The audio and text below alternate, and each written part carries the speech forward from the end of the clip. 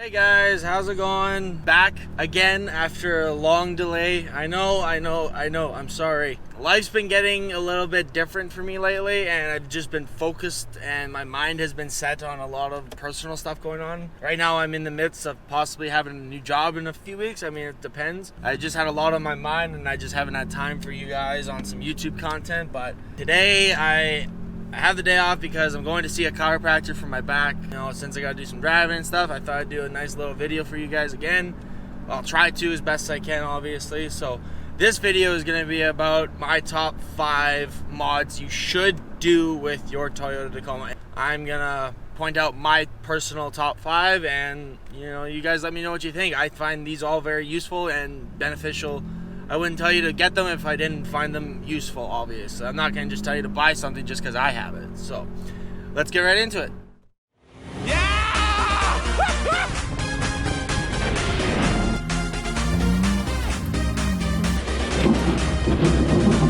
There you go. No!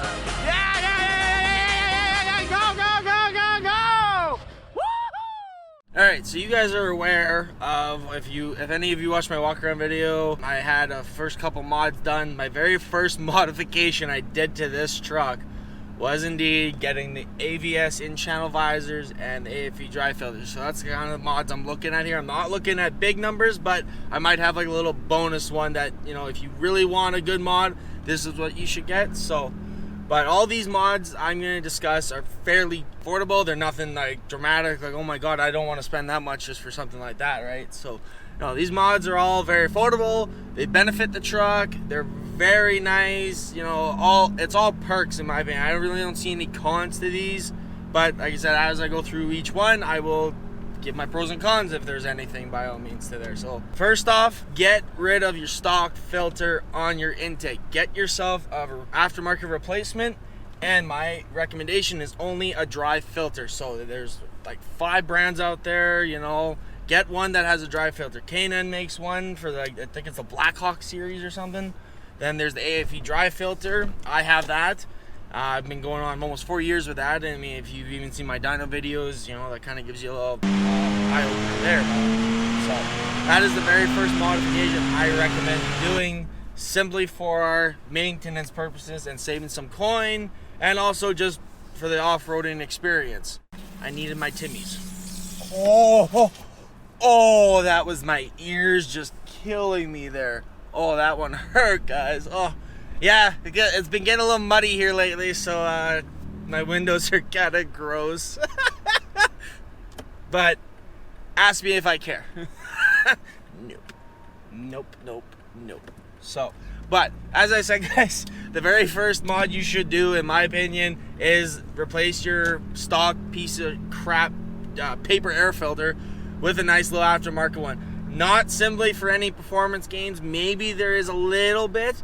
But the best thing is that the air filter protects your throttle body, doesn't get anything gummed up. Like, I mean, obviously I imagine stock filter will do the same, but I feel like the stock filter will eventually let stuff through once it builds up enough, because I'll have to find the video here, but when I came back from Moab, Utah, and I had to blow out my dry filter, that thing was caked on full of dust because I was behind my friend at the time there.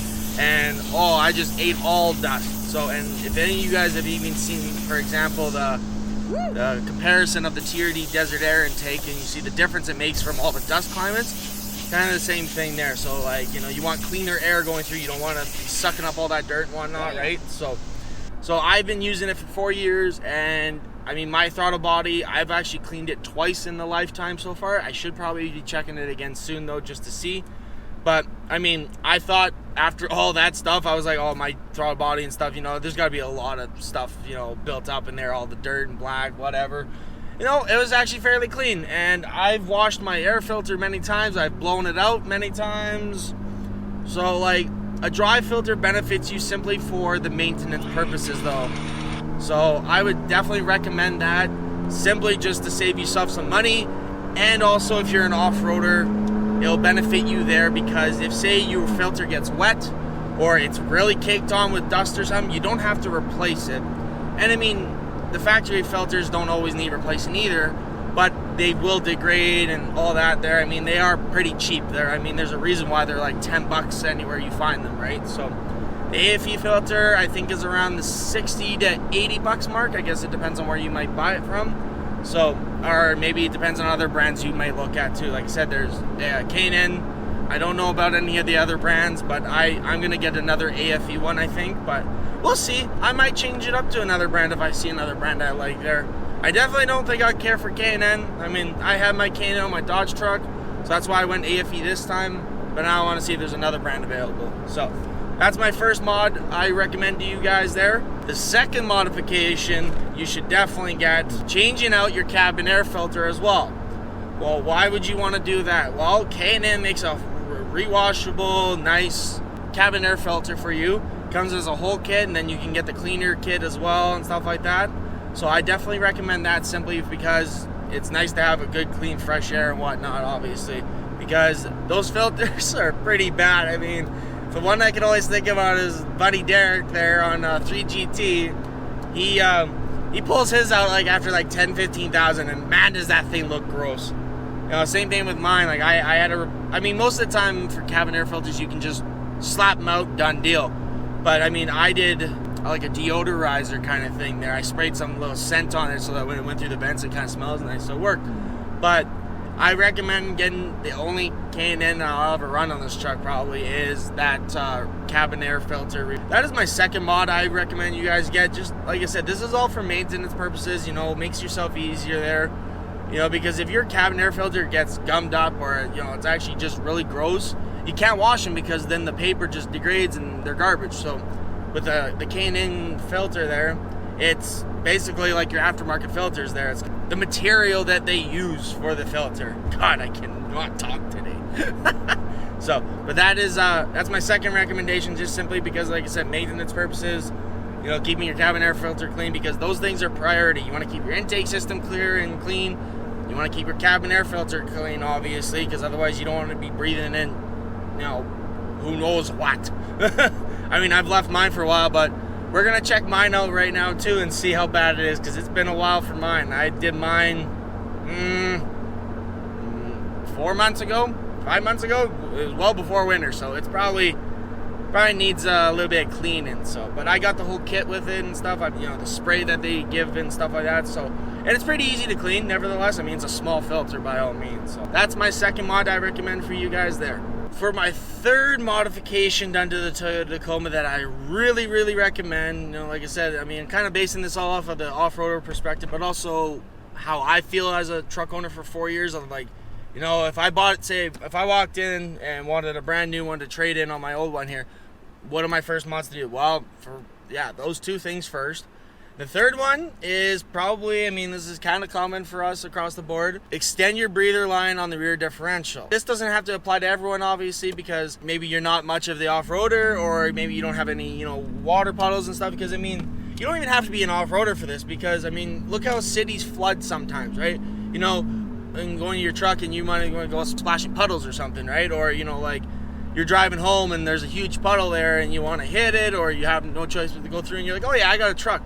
Well, I mean, if you're all stock completely, your rear diff breather is only on top of the axle, which is fairly high, I guess, but I mean, it really depends on how deep the water may be. I mean, I've seen city streets flood cars, right? So, I mean, to flood a car, it's definitely going to be over your axle, I think, personally, for sure. You got to look at it at some point of views. Don't think about it just strictly off-roading. Think about it like as daily driving, whether it's wintertime or this and that. I mean, all the moisture and stuff gets in there, right? So, personally, I would still, like I said, extend it. I mean, it's kind of a stupid spot for it, in my opinion. There's probably a handful of people out there that haven't had a problem, but it takes no money at all. Like, I'll show you guys my receipts here.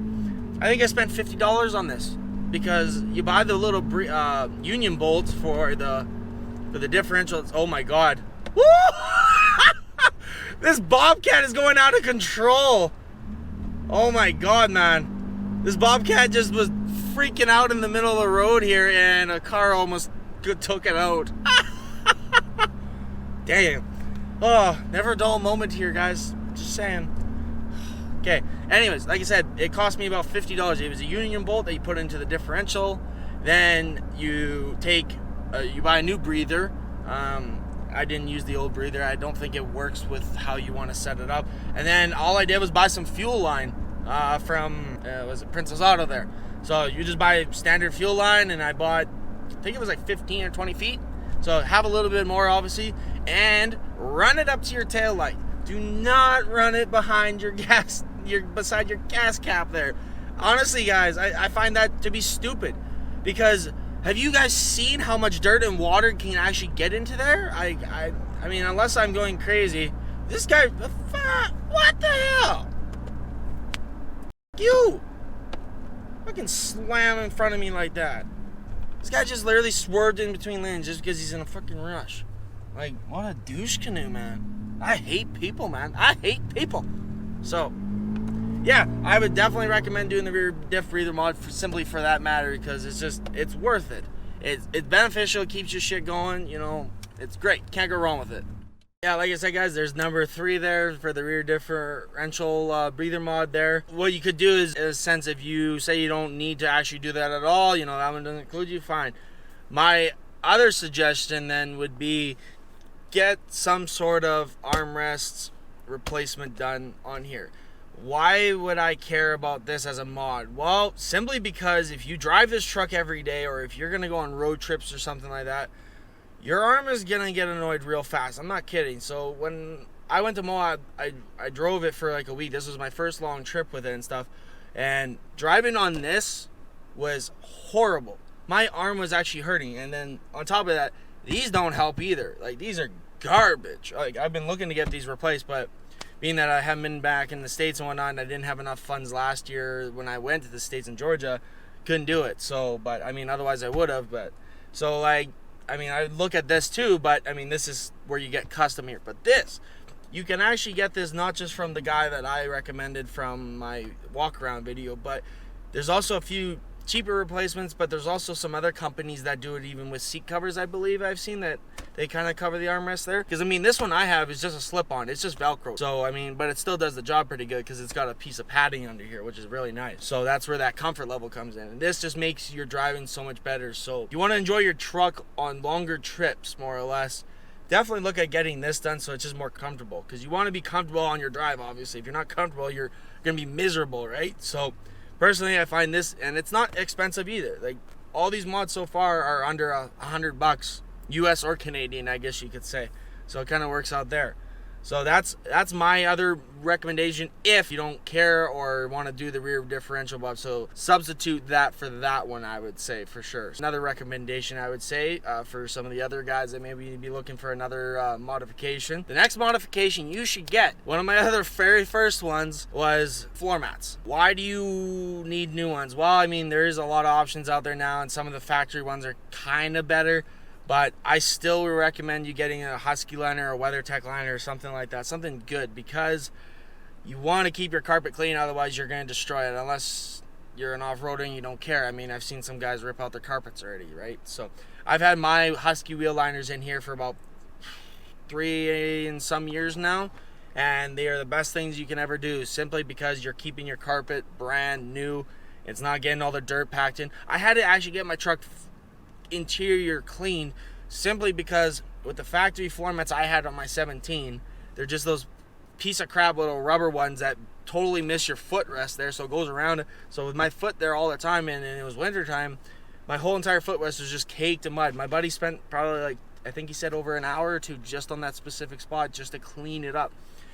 So that is my fourth recommendation for you guys, is simply change out your floor mats if they're not already covered. But like I said, the newer floor mats kind of have a little more coverage, but I would still recommend some nice heavy duty liners like Husky or something like that, because I mean, like, I'm going on 3.5 years on these already. Every time I clean them, they still look almost brand new. I mean, yeah, the plastic's kind of faded, but are you expecting it not to be if you abuse them? I mean, just like, look at the condition that I have these in, right? So they get abused a lot.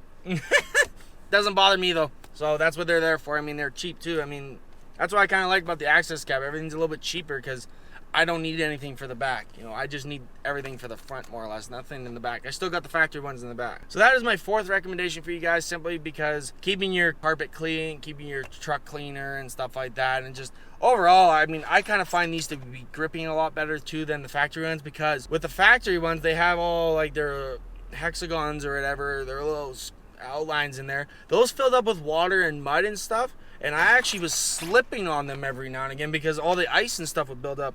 At least with these grooves that the Huskies have, they kind of sit in there more, and they don't seem to actually want to stick or anything like that. So I kind of like that a lot more too. I noticed that on my first year of ownership, so I definitely recommend that as a fourth modification personally. Just like I said, all these modifications you're doing is simply for like longer term, longer maintenance, expanding the longevity of your truck.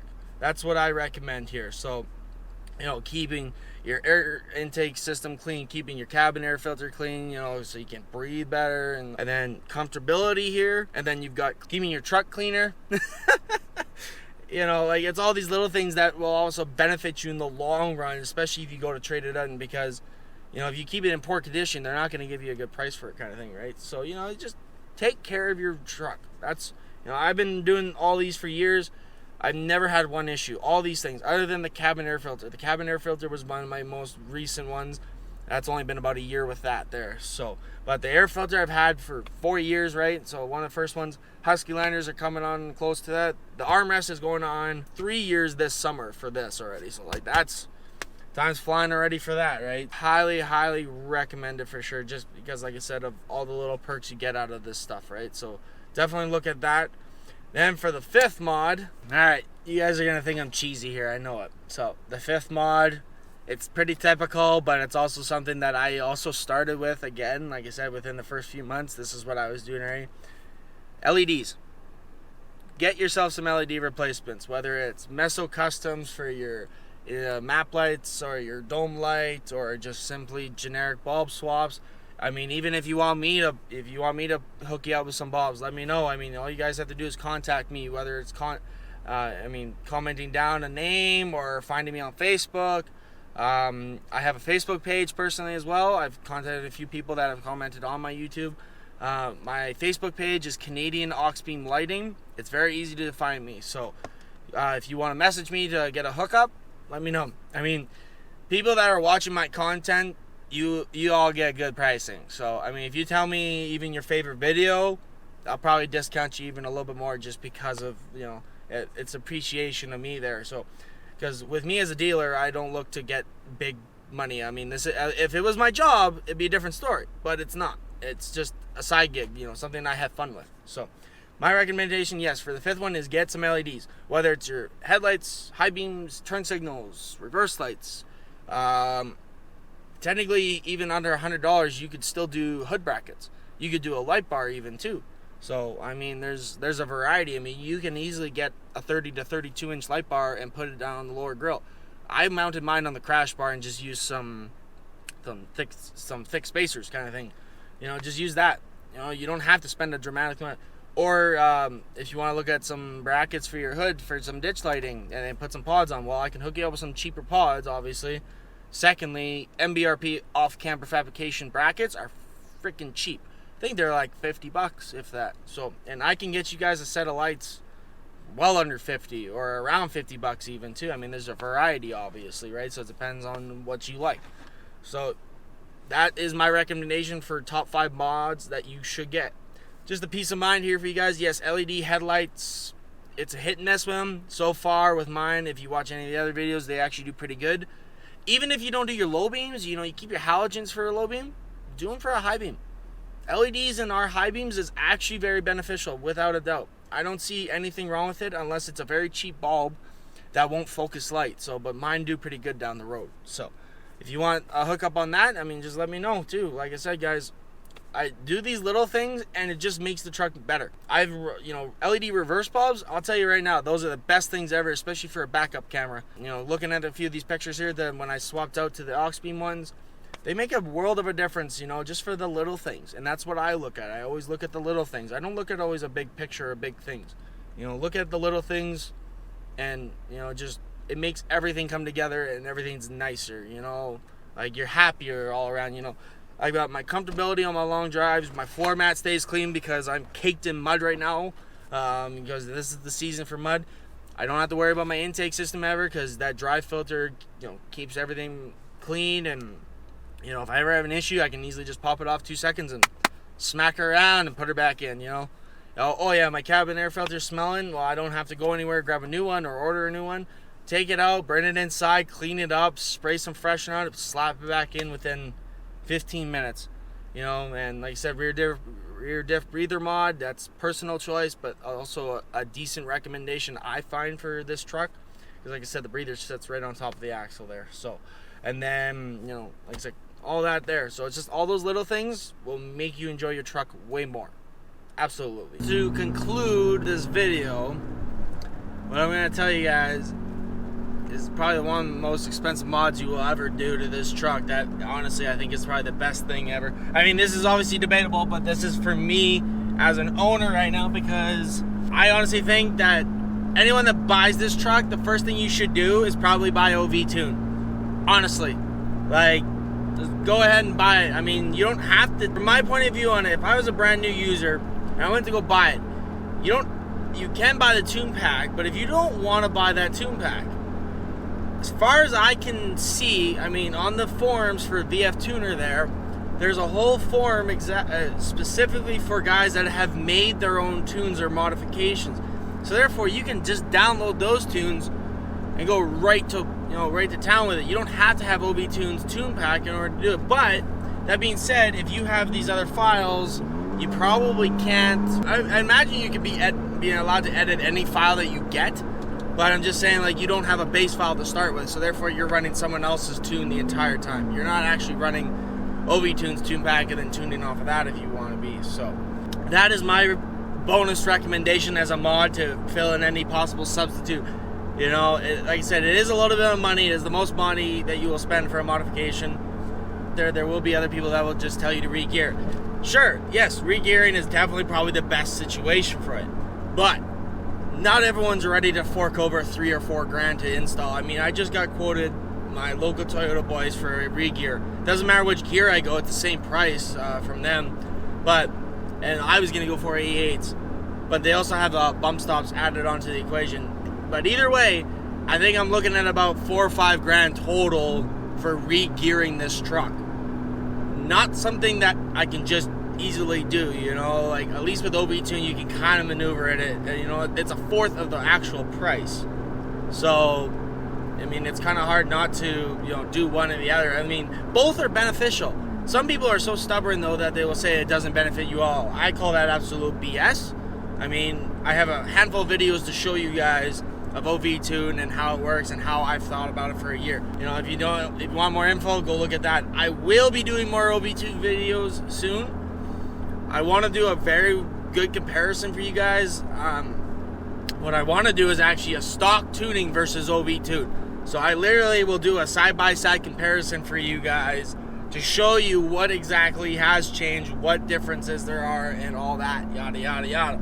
So, because, I mean, there's a lot of it out there now, especially with VF Tuner available, right? So I want to kind of give you guys a little bit more of, like, what it actually does, how it performs, and everything like that. A little bit more insight, because I haven't done a full drive video for a while. And I mean, now I've been running this specific tune for over 6 months, I think, right now. So it's been a while. So it's definitely, you know, it'd be good to show you guys, because I mean, on 3GT we've been getting constant OV Tune posts and this and that. A lot of people are like, what's OV Tune, or what does it do? Is it this or that? You know, it's like, well, you know, here's a video, watch it, here's what it does. You know, it smooths out your shift points. It uses the torque converter a lot more there, so you can hold the gears a little bit better. More power, obviously. I mean, I noticed power all the way through this, so, you know, there's just a bunch of little stuff there, you know, lots of little tweaks and stuff. So that's my bonus little mod for you guys if you are looking to get into some modifications first with your Tacoma.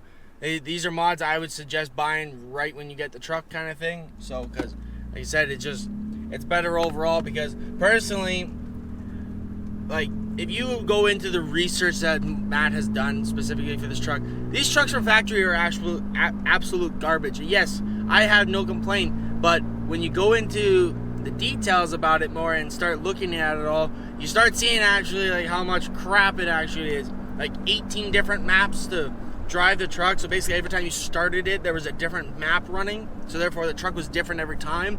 And that's where a lot of these people got that little blasphemy effect. Oh yeah, I got more power from premium fuel or this or that. It's like, no, it's just running a different map. So, you know, there's a bunch of little things like that. So, but hope you guys enjoyed this video. I've got more coming hopefully soon. I mean, right now I have to play the patient game, so I should have more time available now to do videos, but I mean, my personal life is always coming first, obviously, right? So, and depending on the weather, if we can get something done too. I mean, I don't want to just make a video to make a video. Like, I want to make a good video for you guys. I don't want to be wasting time here or anything like that. So, if I'm going to do a video, I'm going to do a video that means something to me and something that actually will maybe benefit another user or person, whatever you want to call them. So, hope you guys like the video. Hopefully I'll keep more coming for you guys soon. And thanks for watching. Later.